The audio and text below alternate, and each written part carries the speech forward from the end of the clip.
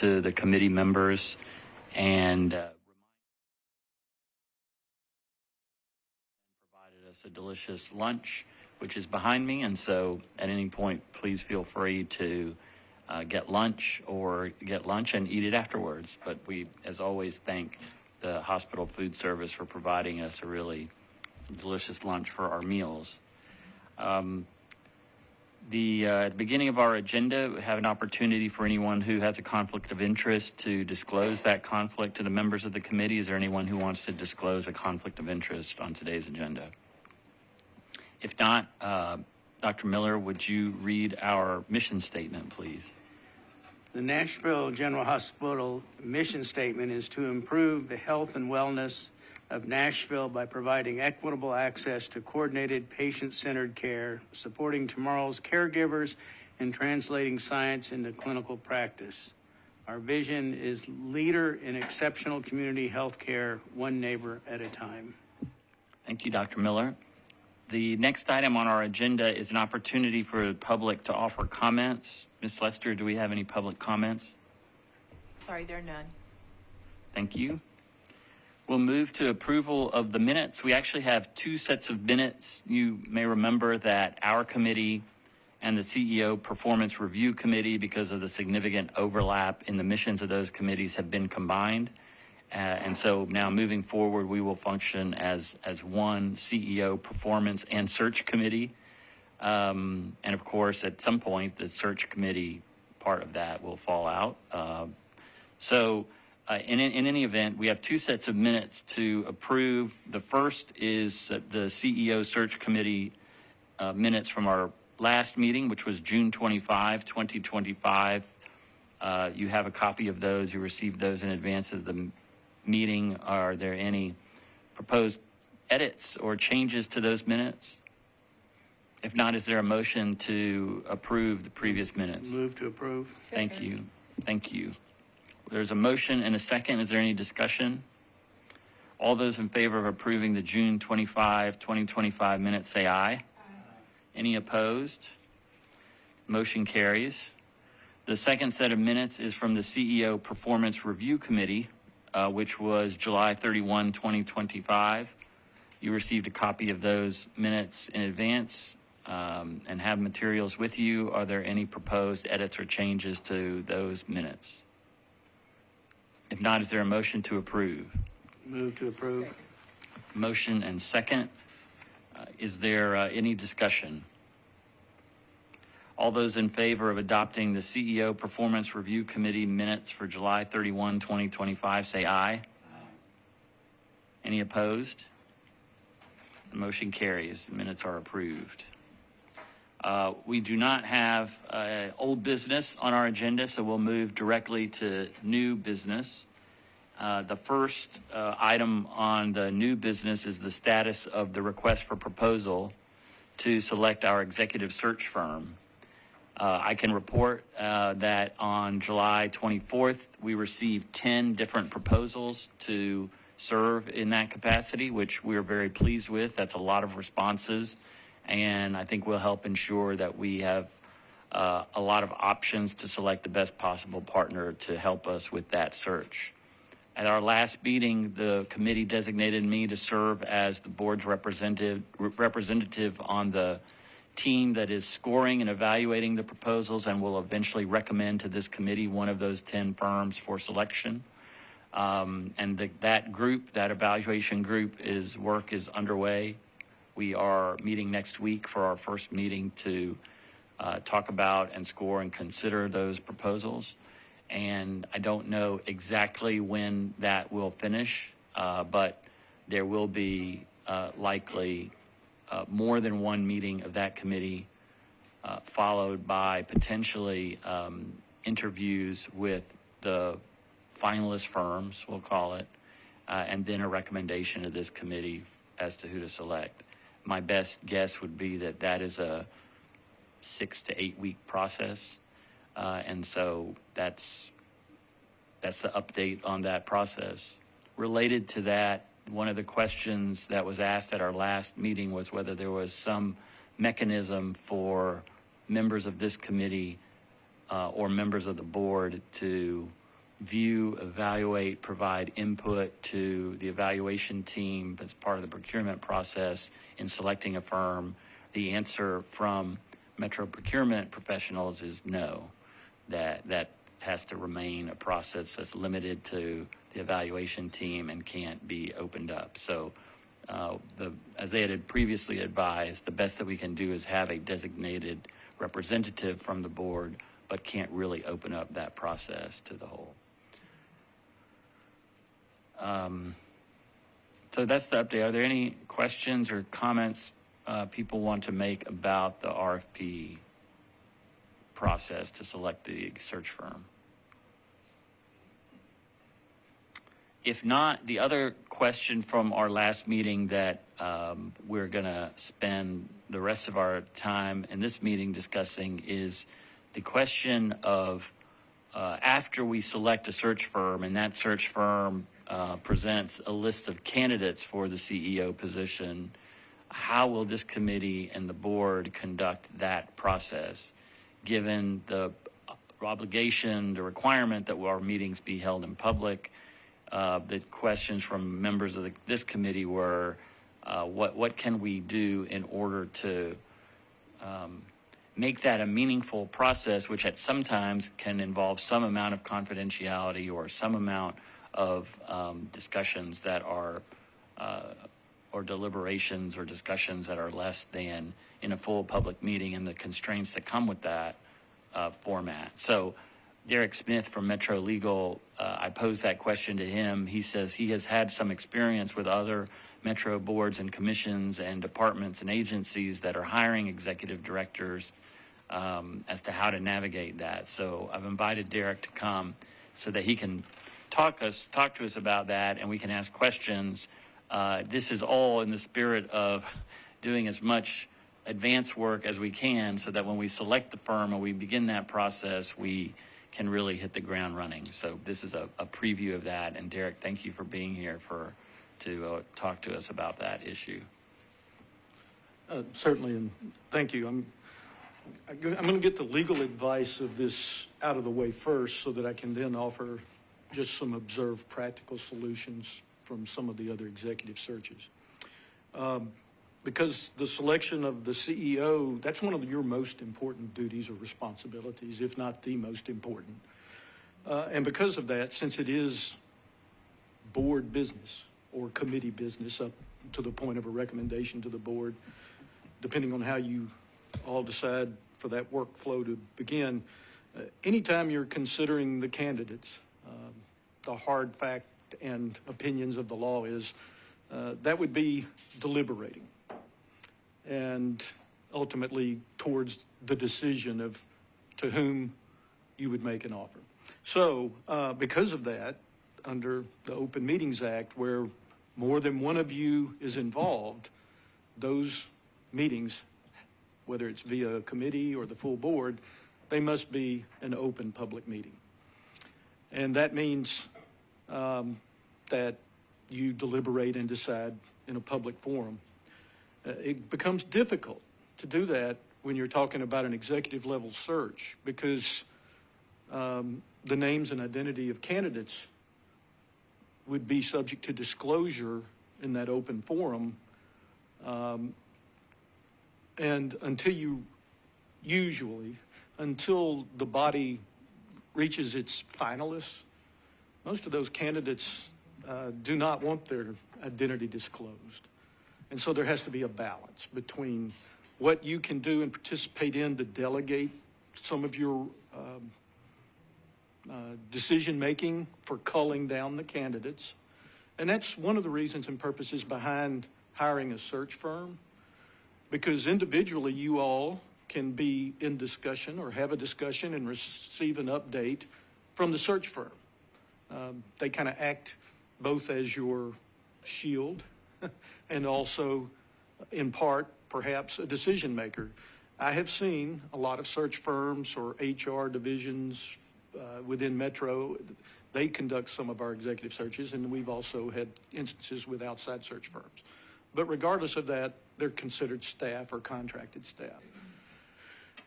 So Generally, the process, I'll just give you the general synopsis, and there can be some tweaking, but, they're going to have the job description, and they're going to know the educational requirements from that, and they're going to call down the field should anyone have submitted an application and resume that doesn't meet the minimal qualifications. So they'll observe up to that floor and make those determinations. And depending upon where in the process you all decide to give them more input, or they may have recommendations for you. Oftentimes I've seen committees and or boards create sort of their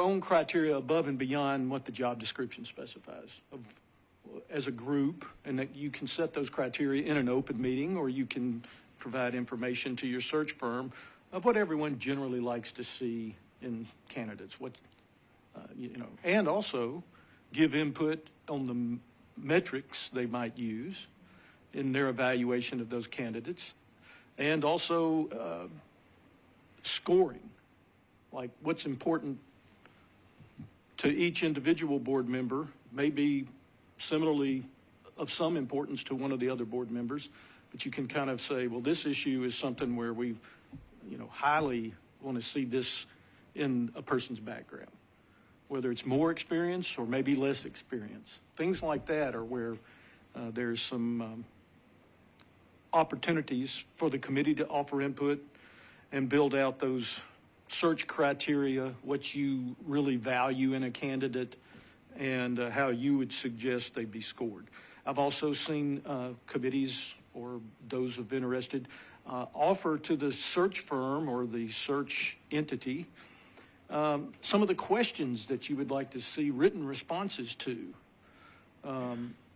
or at least let them see those answers that they can to those written questions. You're already using one approach that also allows some in the weeds, I'll call it, input, and that's by delegating to one of your members the opportunity to perhaps see those resumes, to see responses to those questions, because if it starts, we don't want to be found to be through a back door violating the Open Meetings Act by, for example, just having the search firm draw a line through the applicants' names and submit those all to you as a group outside of a public meeting. And you then go back to the search firm and say, well, I rank these candidates 1 through 4. And, kind of polling you all, that's, in our opinion, there's risk there, or could be. But if one of you is working and has some information, it's not a deliberative process. It's that individual that you trust to use and exercise their judgment up to the point. And this is where you also will have whatever you deem to be advisable. What is the number of finalists you want to be able to choose from? And that usually means in-person interviews by, if not the committee, the full board.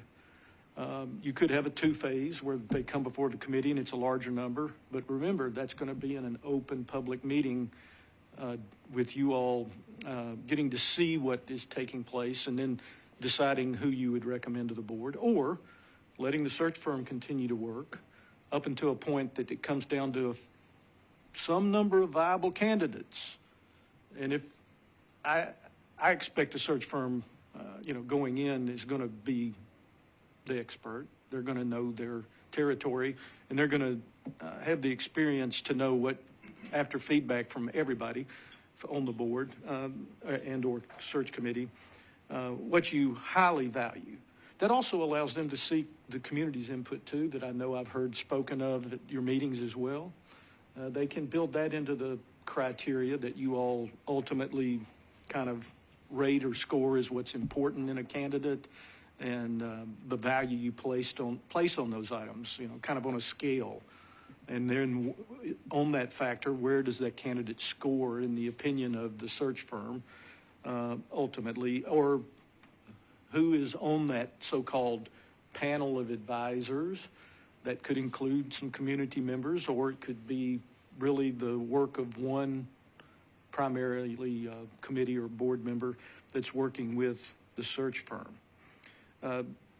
I mentioned that they may want your ideas for types of interview questions. Now, they're going to be your shield from inappropriate interview questions. Usually, they're going to, not allow you to ask a candidate, by the way, how old are you? That's something that shouldn't be asked in interviews and so forth.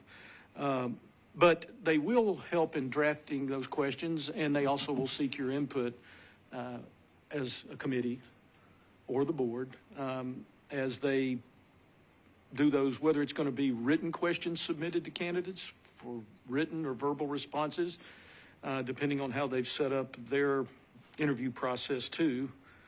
And then when it comes down, though, to interviewing the finalists, they'll probably work in what I've usually seen is there's a set of prepared questions that there's been input from all of the committee and or board members and your expert that you're paying to do a good job as to properly phrased questions. Now, that doesn't mean that the law would not permit individuals, but we do generally caution against that so you don't step into quicksand and ask someone a question that could be viewed as opening Pandora's box to some type of discriminatory matters. Can I ask a question about that interview? So we get to the point where we want face-to-face interaction with a set of finalist candidates. What is the trigger of the Open Meetings Act that what is it that a group of us as a board cannot sit to do? Because I know for sure deliberation, we cannot talk about a decision we might make. But is there a way in which interviewing finalist candidates is information gathering? If we are careful not to evaluate the responses, but simply to ask questions, maybe the questions are all, set out in advance. Is there any opportunity to do that, or is there some other requirement that of the Open Meetings Act aside from deliberation that would be a problem in that? Generally, it's a fairly hard and fast rule that if more than one of you is in a group setting and you're asking questions towards what you ultimately may be deciding, it's difficult to argue that you may not be deliberating, and you certainly could face such an accusation. Now, so I have to pause there. I'll let that sink in a moment. So the initial culling down process eliminates those that clearly don't meet the standard. The next step, the second step, is sort of more detailed. And again, that's where the real input from the single selected individual comes into play. Individual from this committee or the board or whomever that may be, that kind of has the pulse of what everyone thinks is important and so forth, and then helps the search firm in whatever process they've established to cull it down to whatever selection size of finalist the hospital wishes to bring in, usually, and again, remember, those are going to have to be in person. Or at least you all would have to be in person. I suppose a candidate could call in and be interviewed over, but that's generally not how it works. And I've seen finalists range from 6 people to 2 people for different executive director positions. Sometimes the interview process involves them getting a chance to visit and become familiar with metro officials, hospital officials, things of that nature. Partners at Meharry, so there's that. While maybe another one of the finalists is participating at the appropriate time in a public open meeting to the interview. Probably not by committee. It's usually the full board at that point once you get to the finalists.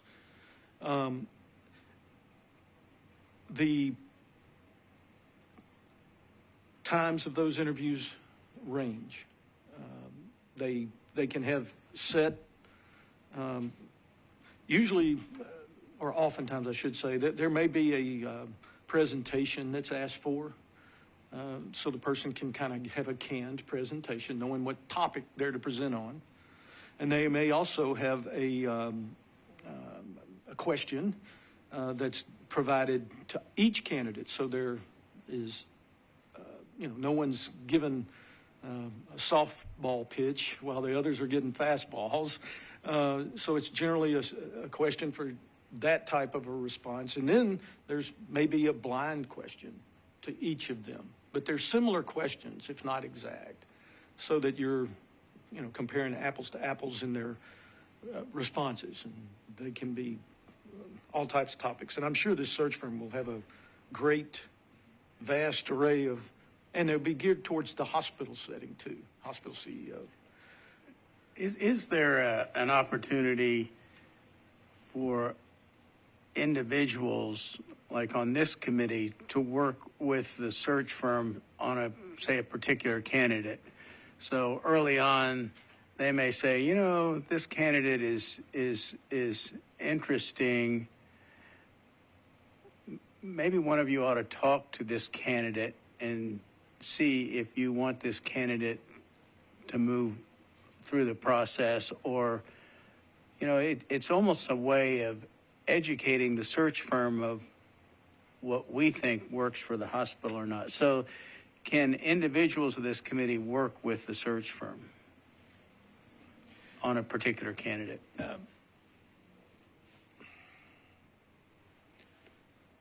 I would start to have some concern if it's not the same individual that's always working with the search firm and that it changes day to day or week to week.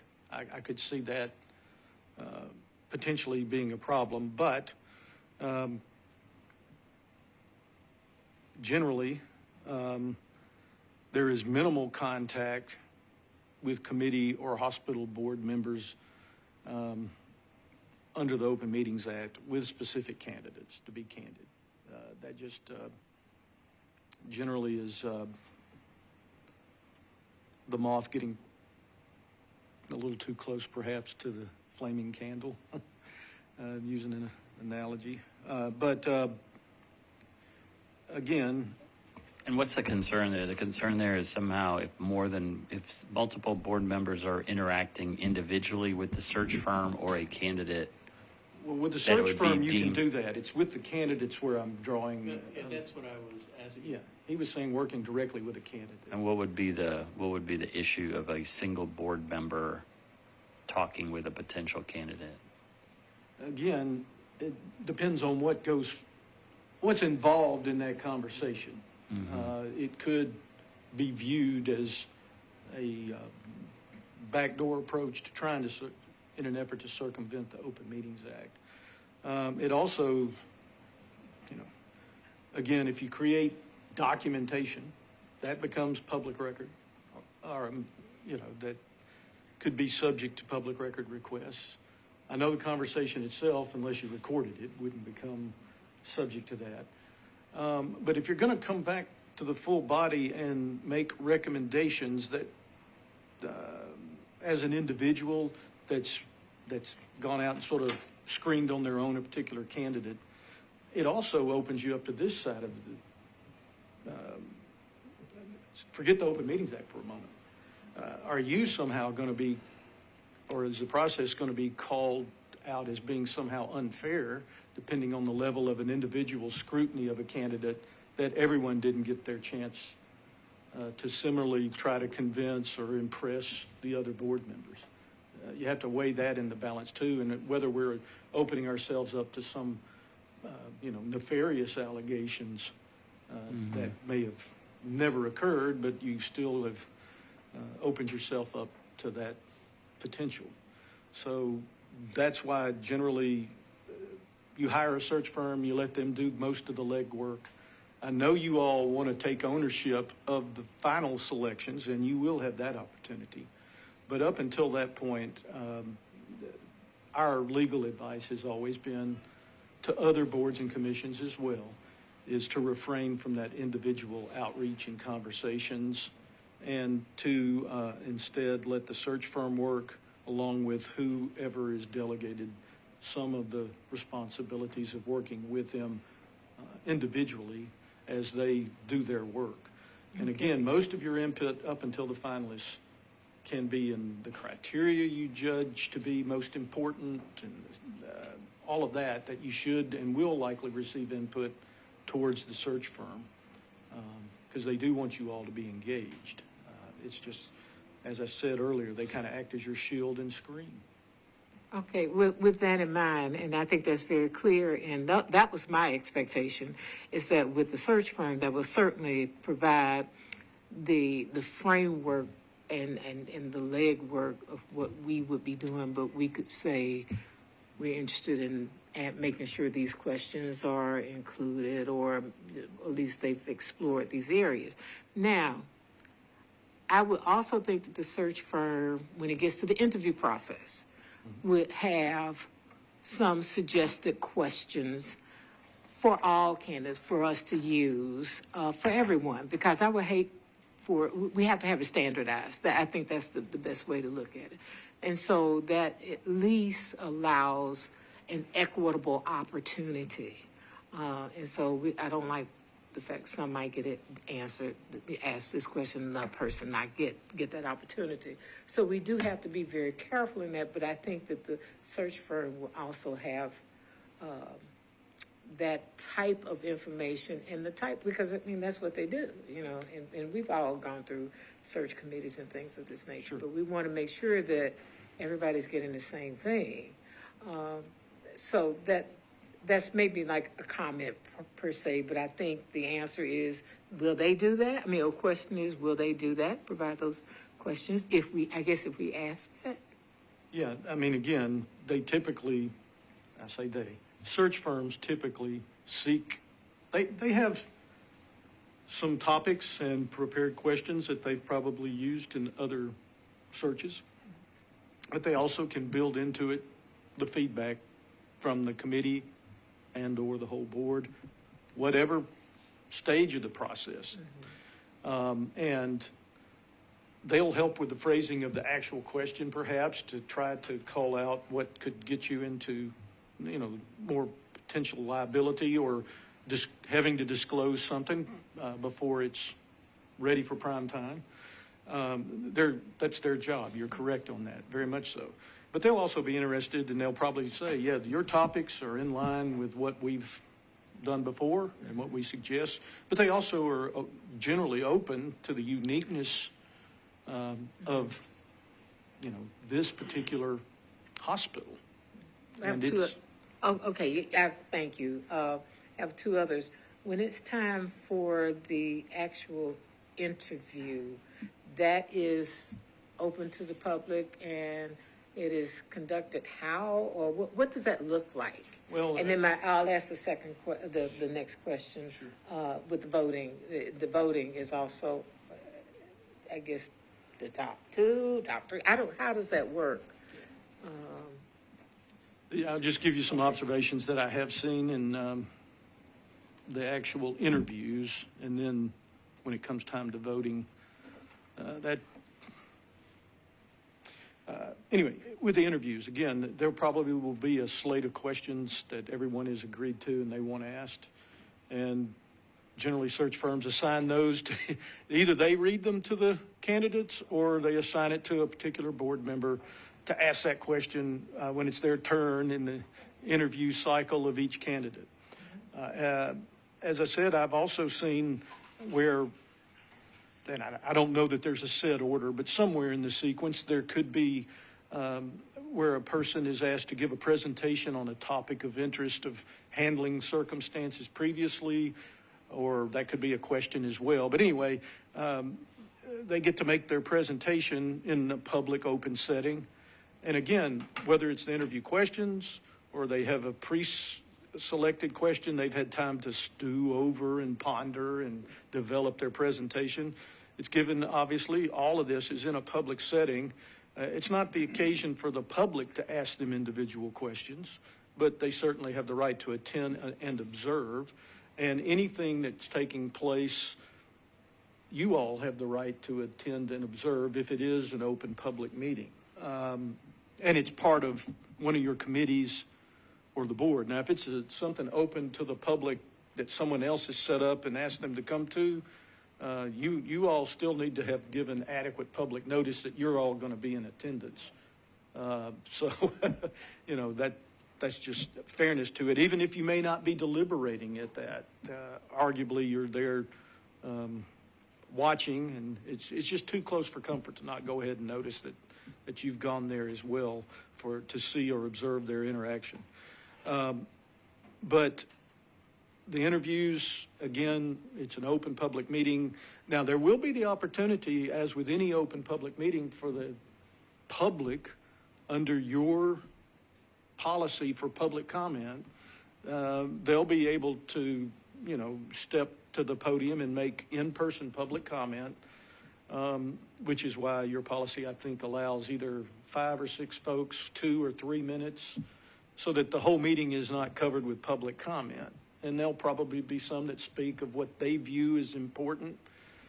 That feedback probably has been obtained earlier. They'll, as you all have offered to accept public feedback and you know, kind of listening to the winds talk about what's of interest to the public generally. But again, it takes place almost like a regular meeting, except they're going to be responding to questions and or giving presentations to particular sets of information that generally, I think most search firms land on at least identical topics, if not identical questions, so that there is equity and equality and no one gets a leg up, so to speak.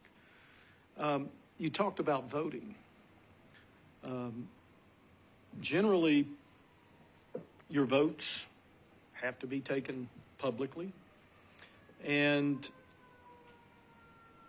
interview firms, I've seen them do this. Let's say you brought in 4 finalists. They'll suggest that you be careful to not disparage a candidate until you come to a consensus. Too much so. So they may just kind of take a general, you know, what's your preference of these 4? Who can you tell us who's your preferred candidate just based on what you've heard so far without getting input from anyone? So they're kind of like a facilitator of that conversation. And if there's not much movement or there doesn't appear to be a build towards a consensus number 1 individual, they're going to try to draw that out. And they'll say, well, are there 2 that you're particularly interested in, and you could consider the other 2, and you'll be surprised at the divergence of opinions. And this is still public. It's still public. This is, you're describing a setting in front of this committee, not the Committee or the board. or the board. I mean, it may be just semantics, but I would think when we get to this point, it will be a committee meeting to which all the board members would be invited. And well, that would kind of be the sub-finalist meeting if you were going to do that route. But because this committee's recommendation on the finalist, if that's how you chose to approach it, that would have to require a second meeting of the full board for you to bring the recommendation, because the committee itself won't be able to make. right. I guess I mean, we can work this out when we get to that point, but I would think in the interest of moving the process, you know, expeditiously, we would have a meeting of this committee, and any board member can come and attend any of these meetings, and we can recognize them to speak, and they can participate and do that. But this committee, it would be the committee that would vote for the recommendation. It could be. Again, that's.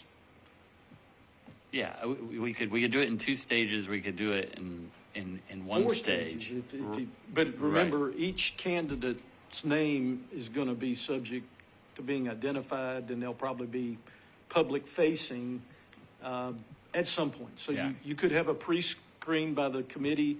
Again, it would be public, open to the public, noticed, and you know, there may be 12 or 8 there. That's potentially, though I would listen to your search firm on whether they would recommend that approach. That may be such a large number that you're going to have resistance from the candidates themselves. They may not be ready to, unless they know they're in the final picking order, they don't want their name revealed because they could lose their job.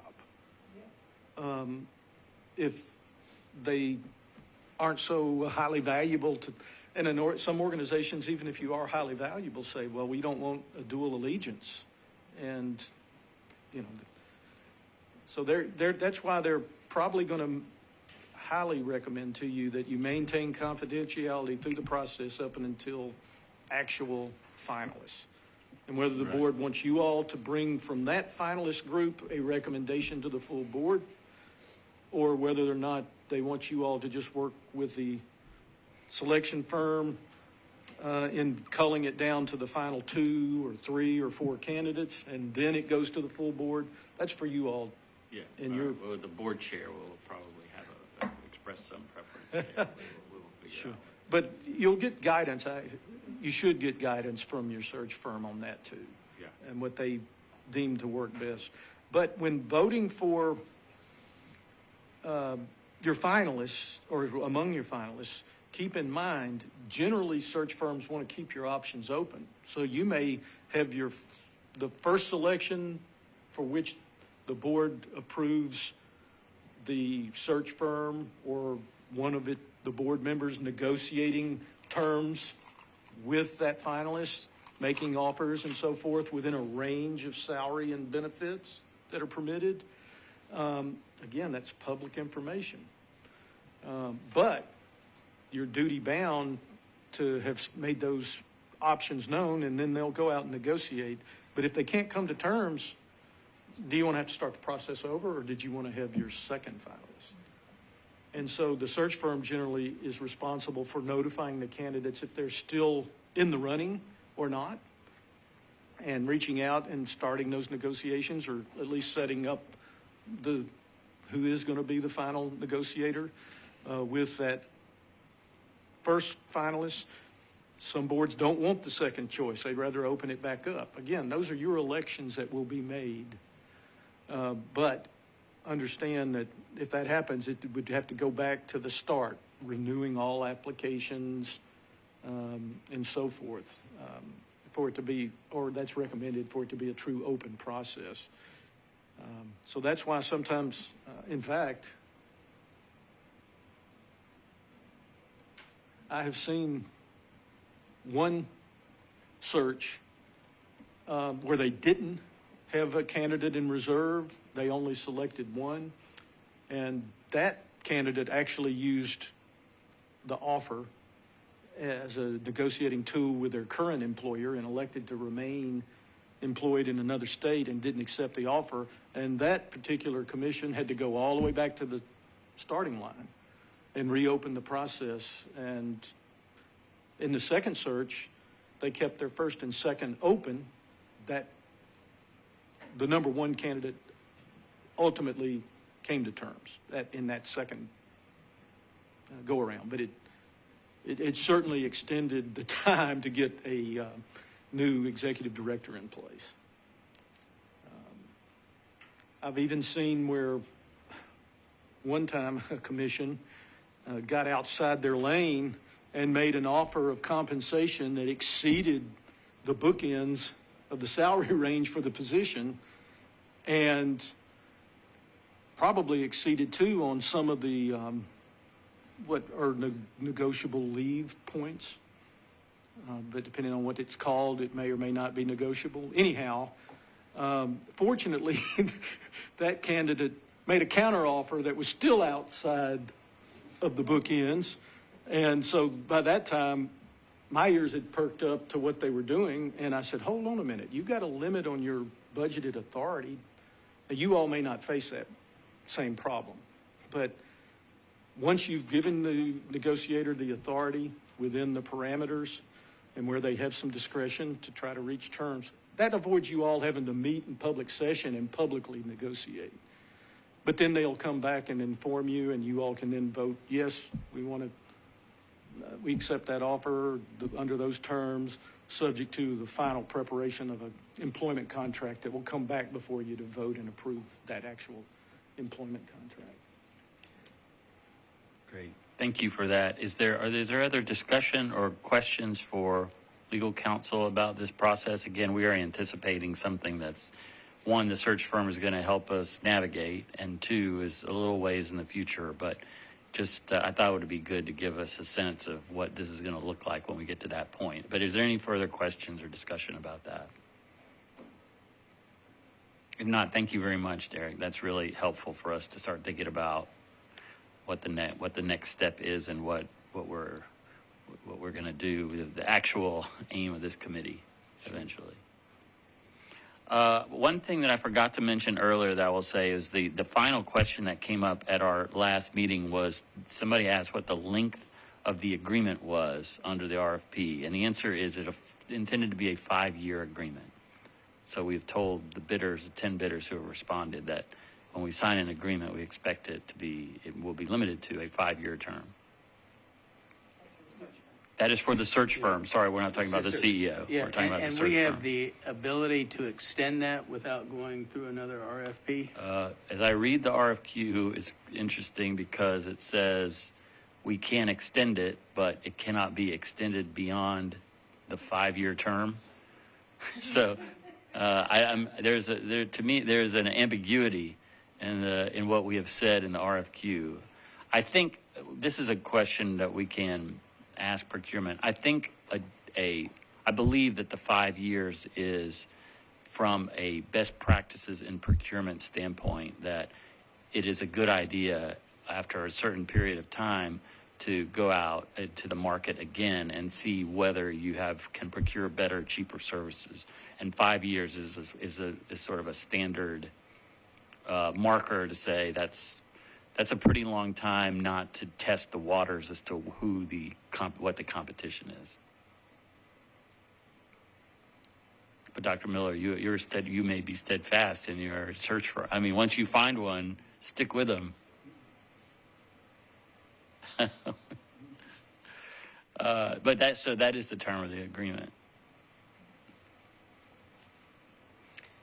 All right, that is all of our old and new business, unless someone else has other new business that they want to raise.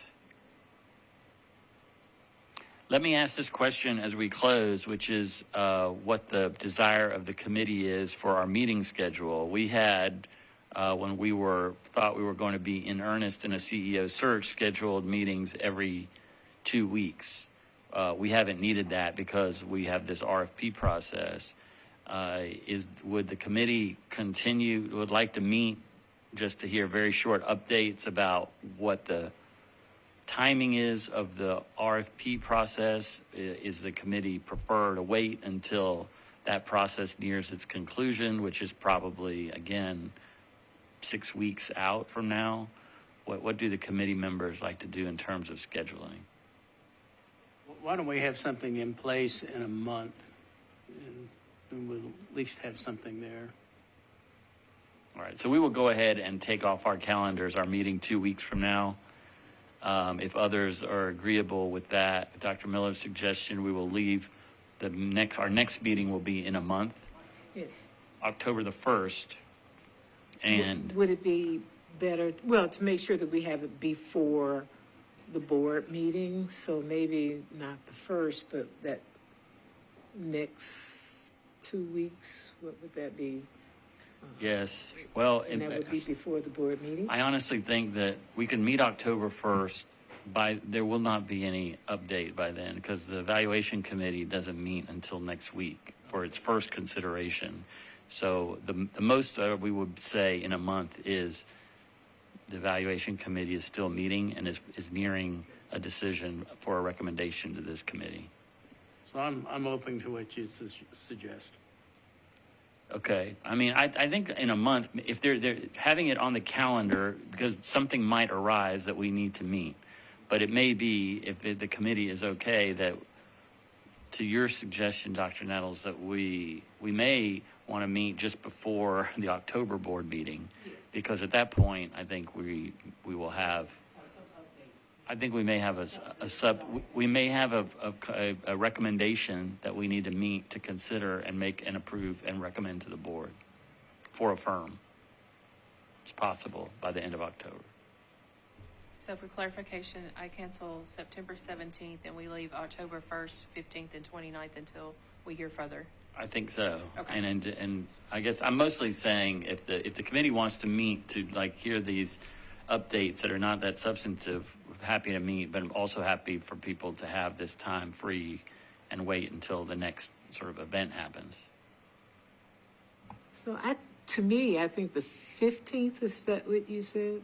Because the October 1st doesn't seem, but Nothing is going to happen in the next month that is we can publicly talk about while this evaluation process is going on. So why don't we go ahead and say October 15th at our next meeting, and at that point it'd be appropriate to gather even for a short time just to advise the committee as to where the process is, and by October 15th we may have substantive business to do.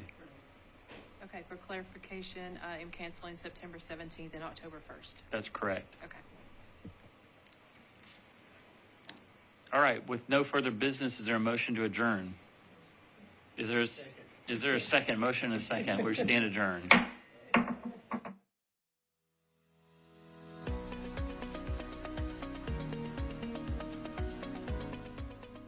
This has been a service of the Metro Nashville Network.